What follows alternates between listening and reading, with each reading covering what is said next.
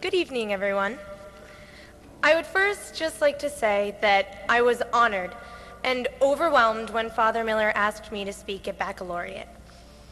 I love Ursuline. I am proud to represent the second generation of my family, which includes a litany of cousins, uncles, and brothers to graduate from Ursuline High School. Today, I also represent the 101st graduating class. So much could be said about our 4 years at Ursuline, and that made me nervous. I didn't want to forget anything. I wanted to accurately depict our 4 years together, and then I realized that I only had about 4 minutes. So I reached out to my friend Bob Schaefer from CBS News for some guidance. He said there's really no pressure on a graduation speaker, because no one ever remembers what the graduation speaker says. There is a reason for all of this. Graduation is not about what someone says. It's about what the graduates have done. And this thought made me smile, not only because a weight had been lifted from my shoulders, but also because thinking back on what we have done would be a fun sort of catharsis. Together at Ursuline, we made it through the toughest day of our teenage years, our first day of high school. We saw it depicted on Doug and Lizzie McGuire, and we had dreams and even nightmares of our own first day. On that day in 2005, we wanted to show everyone that we were the newest and the greatest things to hit the hallways. And man, was it a shock that 109 other people were doing the same thing. So we tried to individually stand out and make a name for ourselves. I myself wore 2 different colored socks, for which I still cannot find the matches to. Us girls painted our faces with thick coats of mascara and blush, and prepped our hair for days before, while guys flaunted their muscles and maybe even showered and shaved the stubble that took 2 weeks to grow.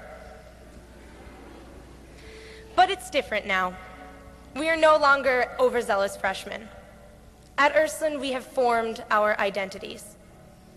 We did it not by pretending to be someone else, but by just being ourselves. We all know each other now, and we accept who we are today because we are a diverse class of athletes, thespians, mathematicians, musicians, dancers, photographers, politicians, and most of all, friends. We have gone through a lot together at Ursuline, and we have all had our fair share of ups and downs. We've lost state finals and we've won state championships. We've failed algebra tests and aced anatomy dissections. We've lost best friends and gained even more. We learned Michael Jackson's Beat It dance in the cafeteria. We ducked into the bathroom to tuck in our shirts, or for those more daring, to roll them under at the sight of Miss Welsh stomping down the hallway. And when someone popped a lunch bag in the cafeteria, we pretended that it wasn't our table that created the startling boom. All of these things we did together. For 3 years, the class of 2009 stood together in frigid weather, watching our Irish play their hardest against Mooney. After a 7-year drought that strangely reminded us of Joseph and the 7-year famine in Egypt, we prayed to God and slapped the shamrock for good luck. Finally, during our senior year, it happened. We stood together. We didn't give up.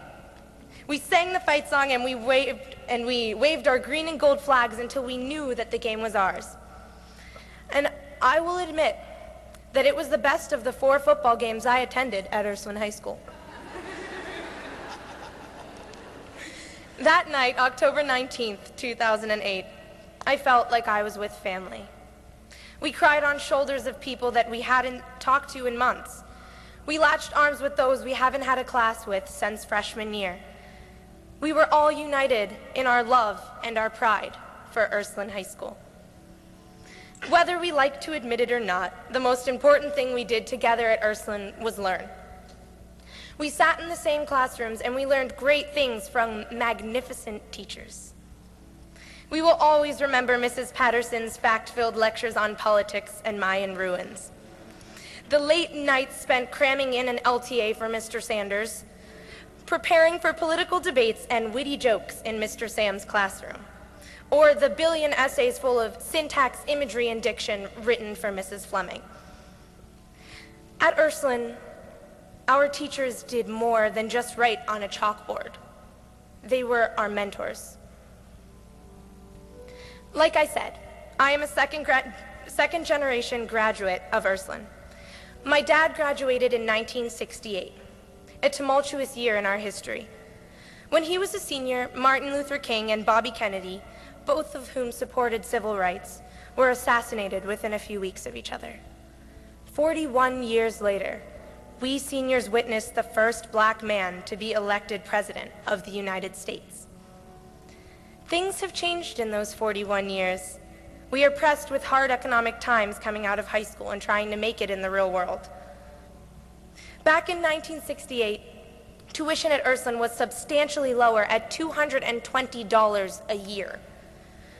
Gas was 27 cents a gallon instead of the $2.65 we paid today. And the song of the year was Gloria by Eric Burdon and the Animals, quite different from T.I. or Dave Matthews. The world has drastically changed since my father was a senior, but what Ursuline provides its students has remained constant. Ursuline has made us strong and willing to step into the world and do great things.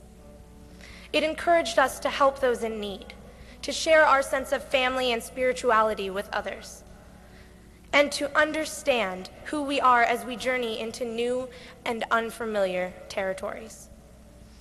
So I guess this is it. No more perfect circles on Mr. Stroya's blackboard. No more cramming for Mr. Nalepa's tests. And no more of Father Miller's manic drawings of God.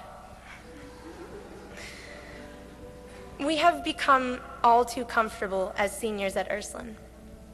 But I believe that we are ready to be that awkward freshman once again. We are ready to show this new world what we are made of. We are graduating, taking with us brilliant memories, lifelong friendships, and infinite wisdom to cherish our whole lives and to hopefully pass on to others. We've heard the clank of the lockers closing one last time. We've had our final tray of French fries and pasta. We've taken our last steps through that dimly lit hallway. And tomorrow, we will take the stage for our final curtain call. We have strutted and fretted our hour upon the stage that is high school. But unlike the end of Shakespeare's quote, we will be heard again. We will carry the Ursuline legacy with us wherever we go. And we will always remember where we came from. So congratulations to the graduating class of 2009. Now begins the rest of your life.